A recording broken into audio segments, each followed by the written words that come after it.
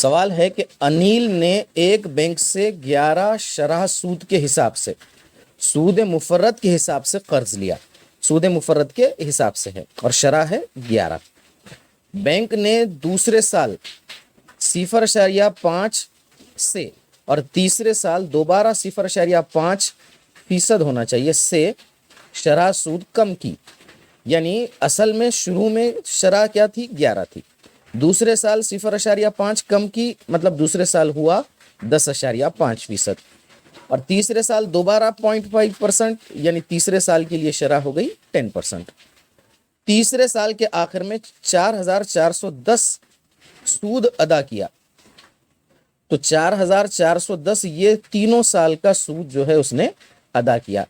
تو سوال ہے کہ کتنے روپے بینک سے بطور قرض لیے تھے، یعنی اصل زر ہم کو معلوم کرنا ہے.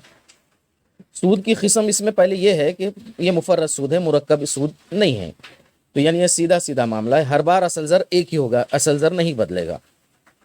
دوسری بات، اہم بات یہ ہے کہ پہلے سال کا شرح ہے 11%، دوسرے سال کی شرح ہے 10.5 10.5%، اور تیسرے سال کی شرح ہے 10%. چونکہ مفرد سود ہے اس لیے ہم تینوں سال کے شرح کو جو ہے ہم جمع کریں گے. اس کی 11 10.5 10 یعنی 31.5% یہ جو ہے تینوں سال کا جو ہے شرح تھی. یہ اب 3 سال تھی لیکن ہم نے شرح چونکہ ملا دیے، جمع کیے ہم نے تینوں سال کا، اس لیے ہم مدت، اس صورت میں ہم کو مدت صرف 1 سال لینی ہے. کیوں؟ کیونکہ ہم نے 3 سال کی شرح کو ہم نے جمع کی ہے. یہاں پر لکھا ہوا بھی چونکہ مفرد سود ہے، شرح ہر سال مختلف ہے، اس لیے تینوں سال کی شرح جمع کریں گے جو کہ آیا 31.5.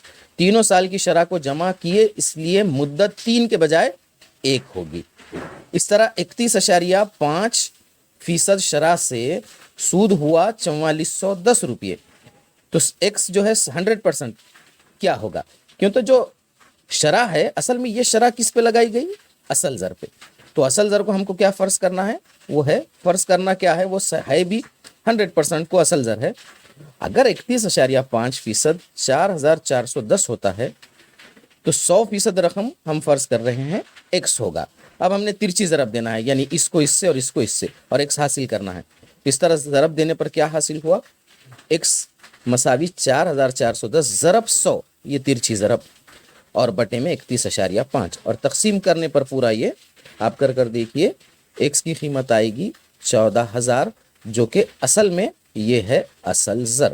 اور یعنی یہی اصل زر کیا ہے؟ وہ رقم جو اس نے بینک سے بطور قرض لیے تھے.